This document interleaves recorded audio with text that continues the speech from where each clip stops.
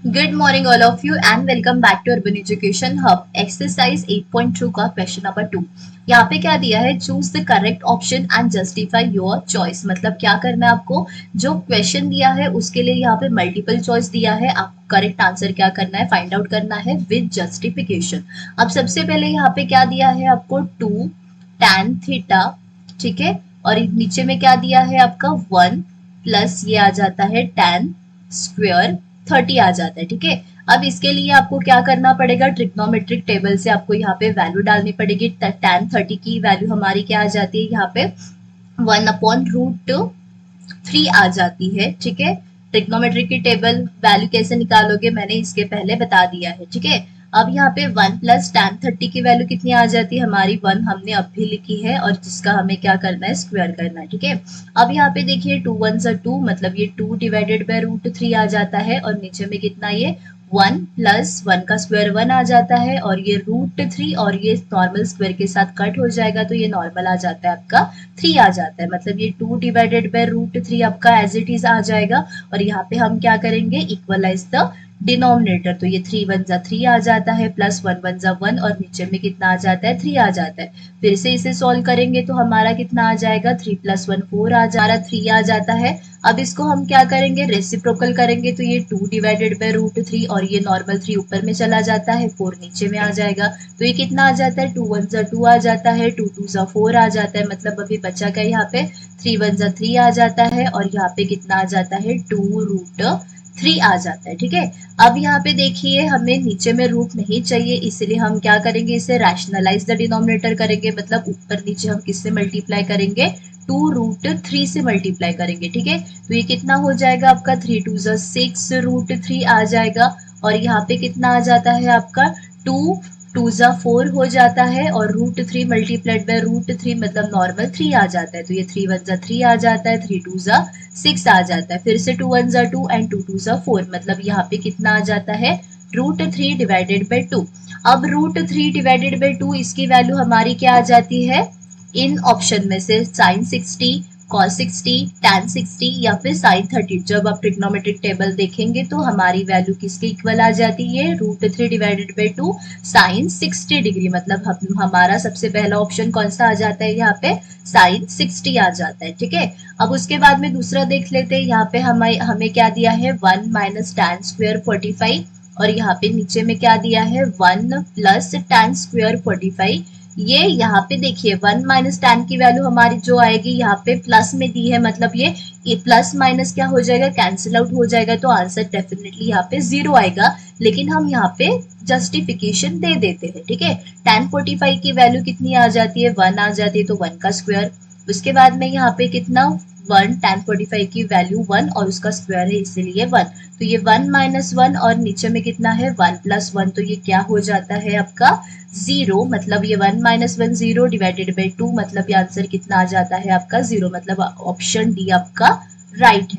उसके बाद में नेक्स्ट अब हम देख लेते हैं। यहाँ पे क्या दिया है आपका sin 2a इक्वल्स टू कितना दिया है 2 sin a, ठीक है।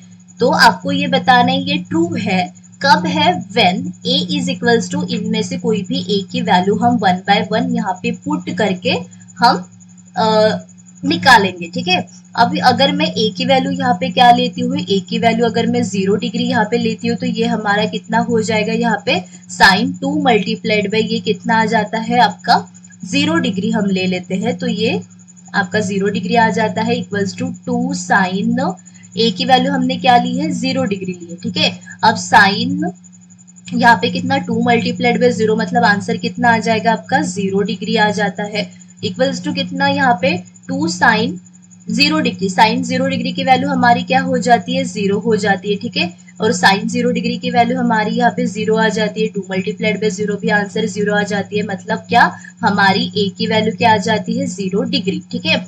अब अगर आपको यहाँ पे थोड़ा सा भी अगर क्रॉस लग रहा है तो हम बाकी की वैल्यू यहाँ पे डाल के देख सकते हैं, जो कि हमारा आंसर रॉन्ग आएगा, ठीक है। तो अगर हम वैल्यू अगर सपोज 30 डिग्री अगर डालते हैं तो ये हमारा कितना हो जाएगा sin 2 मल्टीप्लाइड बाई ये हमारा कितना आ जाता है 30 डिग्री और इक्वल्स टू कितना 2 sin a की वैल्यू हमारी कितनी है 30 डिग्री। अब यहाँ पे देखिए साइन 2 मल्टीप्लाइड बाय 30 मतलब ये हमारा कितने 60 डिग्री हो जाएगा, और 2 मल्टीप्लाइड बाय साइन 30 की वैल्यू कितनी है हमारी 1/2 आ जाती है, ठीक है। और साइन 60 की वैल्यू हमारी कितनी हो जाती है रूट डिवाइडेड बाय 2, और यहाँ पे कितना ये 2 कैंसिल आउट हो जाके 1 मतलब which is not equals to, ठीक है, LHS is not equals to RHS मतलब हमारे बाकी के कोई भी आंसर नहीं आएंगे, तो हमारा आंसर क्या है A इक्वल्स टू 0 डिग्री, मतलब पहला ऑप्शन हमारा राइट है। अब उसके बाद में फोर्थ वाला देखिए, फोर्थ वाला हमें क्या दिया है 2 tan 30 डिग्री, और नीचे में कितना दिया है यहाँ पे 1 माइनस tan स्क्वेयर यहाँ पे 30 डिग्री, ठीक है।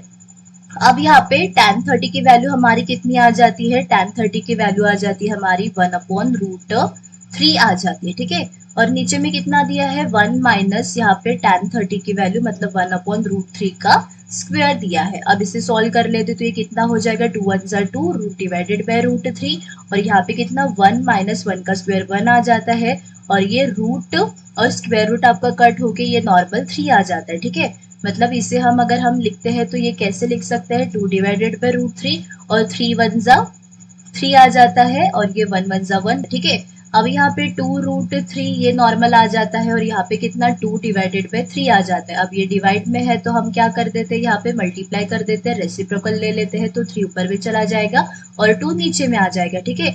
ये 2 और 2 कैंसिल आउट हो जाता है तो बचा क्या सिर्फ ये 3 ऊपर और नीचे में √3 बचता है, ठीक है। अब हमें नीचे में रूट में वैल्यू नहीं चाहिए, इसलिए हम किससे मल्टीप्लाई करते हैं हमेशा रैशनलाइज उसको कर लेते हैं, तो ये कितना आ जाएगा हम √3 से मल्टीप्लाई करते हैं तो ये हो जाएगा 3√3, और नीचे में √3 मल्टीप्लाइड बाय √3 ये 9 हो जाता है √9 जिसका स्क्वायर रूट हमें नॉर्मल 3, तो ये 3 और 3 कैंसिल आउट हो जाता है, मतलब आंसर कितना आ जाता है √3 आ जाता है।